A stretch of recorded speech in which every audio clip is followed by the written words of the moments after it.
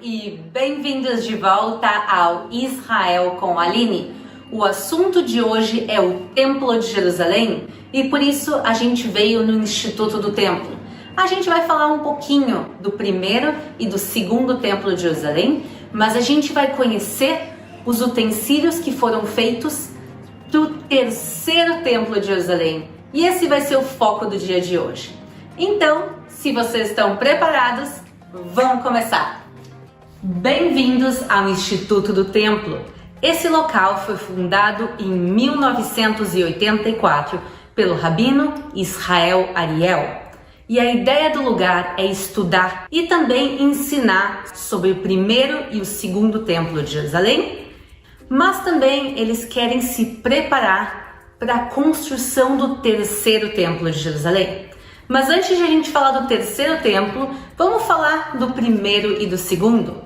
O primeiro templo foi construído há 3.000 anos, sobre o Monte Moriá, pelo rei Salomão. E as instruções para a construção do templo estão na Torá, na Bíblia. Desde os materiais de construção do templo, o seu tamanho, que utensílios deveriam ser colocados no templo, as roupas dos sacerdotes, está tudo muito bem detalhado e por isso, graças à Bíblia e também à arqueologia, a gente pode entender como funcionava e como se parecia o templo. Esse templo lindo e colossal vai ser destruído pelos babilônios e 70 anos depois ele vai ser reconstruído pelos judeus quando eles voltam do exílio da Babilônia. O templo mais tarde vai ser reformado pelo rei Herodes, mas ele vai ser destruído pela segunda e última vez no ano 70 pelos romanos. E desde então o povo de Israel vive sem templo. E foi uma mudança gigantesca. O templo era o coração do povo de Israel. E por isso a gente poder estar nesse local é se conectar com a história do povo de Israel e também, de uma certa maneira, com o futuro dele. O Instituto ele é gigantesco e tem muita coisa que a gente pode falar aqui dentro. Mas hoje eu quero mostrar para vocês alguns dos utensílios que eles prepararam para o terceiro Templo de Jerusalém e começando, eu acho, por um dos meus favoritos. Venham comigo ver as roupas dos sacerdotes. Vamos lá! O povo de Israel é dividido em 12 tribos. E cada tribo era diferente da outra. Mas tinha uma tribo que era bem diferente de todas as outras, que é a tribo de Levi. Ela era tão diferente que na época que se dividem as terras de Israel entre elas, Levi não vai receber nenhum pedaço de terra. E sim, Deus vai ser herança deles. Eles vão ser os sacerdotes e as pessoas que cuidam dos trabalhos de Deus. Agora, dentro da tribo de Levi, tinha uma família que se chama a família de Cohen.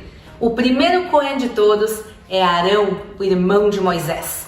E eles vão ser os sacerdotes do templo. E por isso, eles tinham algumas coisas diferentes. Entre elas, a gente vai ver aqui as roupas dos Cohen. Mas o que essa linda roupa tem de diferente? A gente lembra do versículo de Deuteronômio 22:11, onde está escrito: não use roupas de lã e de linho misturados no mesmo tecido. Isso é uma regra para todo o povo de Israel. Com exceção de quem era sacerdote no templo, eles sim tinham roupa que misturava lã e linho. A roupa branca que a gente está vendo do sacerdote, ela é toda feita de lã, e a parte vermelha bordada no cinto, ela é de linho. E agora eu quero abrir com vocês a roupa do sumo sacerdote, pessoal.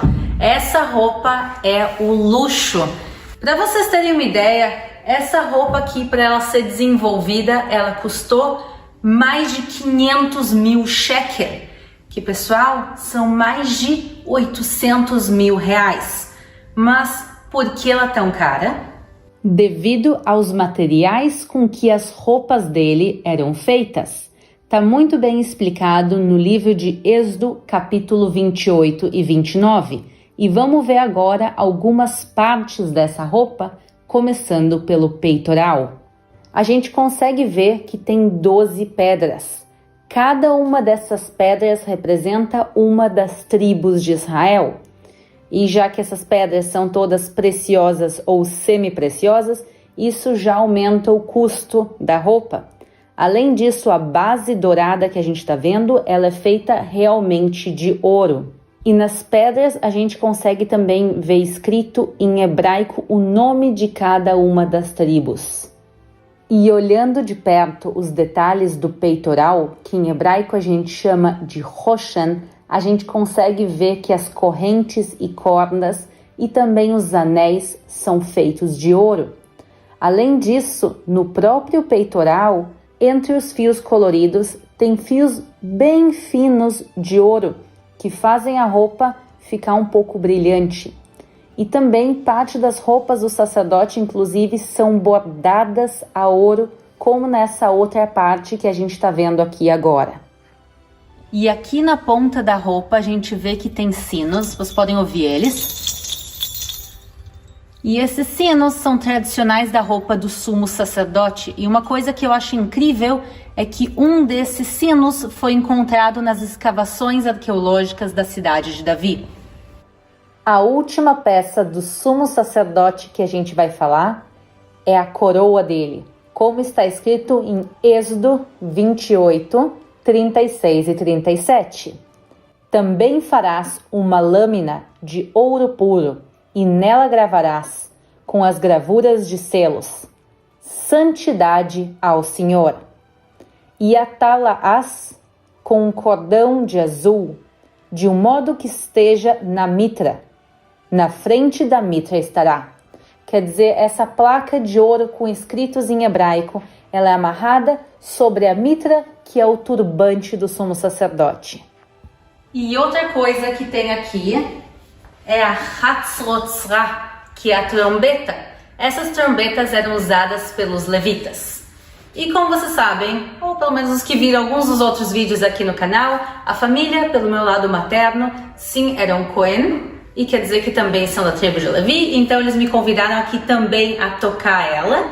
Ela é feita de prata pura e ela é tocada pelos levitas no templo, no momento que se faziam sacrifícios e em outros momentos festivos. Então, vamos lá, é pesado, pessoal.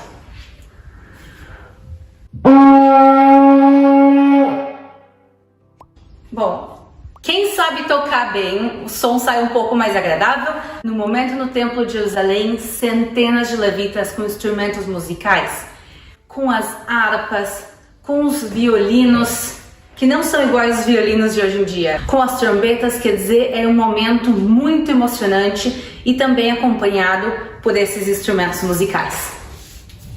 Aqui do nosso lado a gente vê o altar do incenso.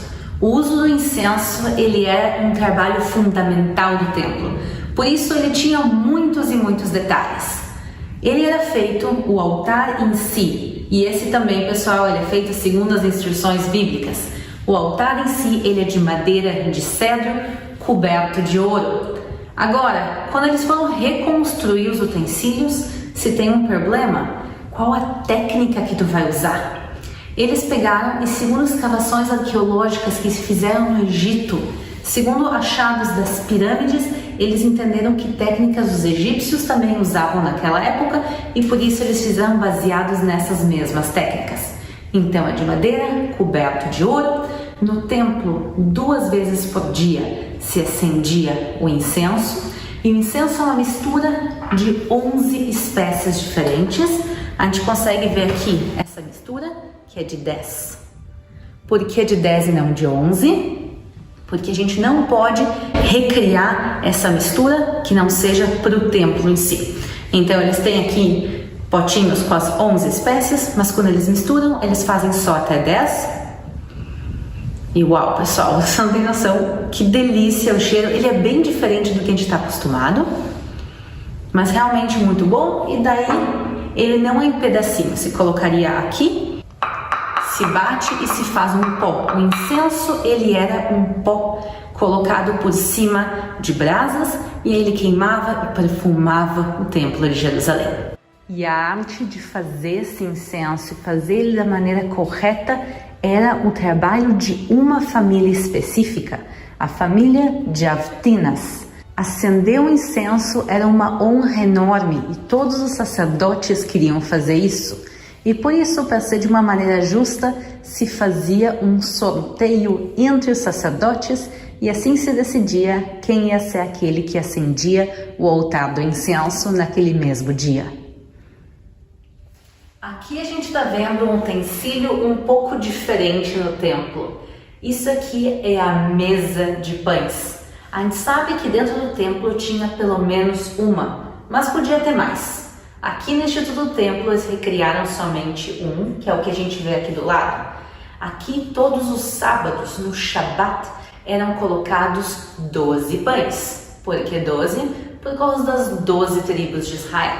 Os pães ficavam uma semana inteira aqui sobre a mesa e no Shabat seguinte, no sábado seguinte, eram trazidos novos pães e esses pães aqui eram distribuídos entre os sacerdotes e eles podiam comer. Claro, quanto mais mesas, mais pães, cada um podia pegar um pedacinho maior, se tinham menos mesas, um pedacinho menor. Essa sala da exposição, ela mostra o centro do Templo de Jerusalém, a parte interna e mais importante. Aqui fica o altar do incenso, a mesa de pães.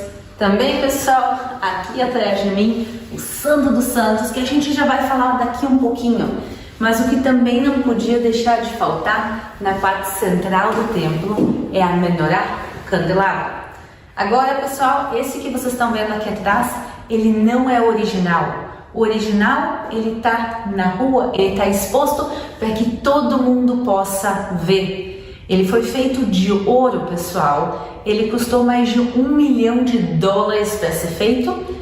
E ele está na rua aqui em Israel para todo mundo poder ver e também nos lembra como Israel sim é um país seguro. Mas a menorá, o candelabro, de nada serve se não tem azeite, porque ele é um candelabro de azeite. Então aqui embaixo tem esses potinhos de plástico que são transparentes que a gente pode ver o azeite dentro e tem também uma quantidade grande guardada dentro de cada um desses vasos de cerâmica. Porque, claro, na época do Templo de Jerusalém não era plástico e sim cerâmica. E eles colocavam esse azeite, que é azeite de oliva extra virgem, a melhor qualidade possível, eles colocavam em cima, sobre cada um dos braços do candelabro, da menorá, e eles acendiam e isso era usado para iluminar o Templo de Jerusalém. E por isso a menorá, esse candelabro, ele é o símbolo do povo de Israel ao longo da história. A gente vai ver esse símbolo representado em sinagogas no mundo todo, em comunidades judaicas do mundo todo e até os dias de hoje a gente tem essa moedinha que vocês estão vendo agora na tela, que ela mostra a menorá e também ela é o símbolo oficial do Estado de Israel até os dias de hoje. Então, pessoal, a menorá é um dos símbolos, se não o símbolo mais importante de todo o povo de Israel. Mas eu sei o que vocês querem ver, vocês querem vir comigo ver o Santo dos Santos? Então vamos lá. E aqui do nosso lado a gente vê a paróquia, esse pano que separava o Santo dos Santos do resto do templo. Aqui dentro só podia entrar o sumo sacerdote e só um dia por ano, no dia de Yom Kippur, o dia do perdão, o dia mais importante do calendário judaico. Vamos agora abrir. Obviamente esse não é o Santo dos Santos original, aqui a gente está vendo como ele se parecia. Onde fica o Santo dos Santos? O Santo dos Santos, ele fica hoje em dia no Monte do Templo, no local onde Abraão foi fazer o sacrifício do seu filho Isaac. Os utensílios que tem aqui no Instituto, eles são todos utensílios feitos para serem usados no terceiro templo de Jerusalém, com uma exceção. A Arca da Aliança, por mais linda que ela seja, ela é uma réplica que nos ajuda a entender como a original se parecia, porque a importância da Arca da Aliança é o que tinha dentro dela, principalmente as tábuas da lei, com os 10 mandamentos. Quando os babilônios destroem o templo de Jerusalém, há 2.600 anos atrás, a Arca da Aliança vai desaparecer. Mas a realidade é que no segundo templo de Jerusalém já não tinha arca.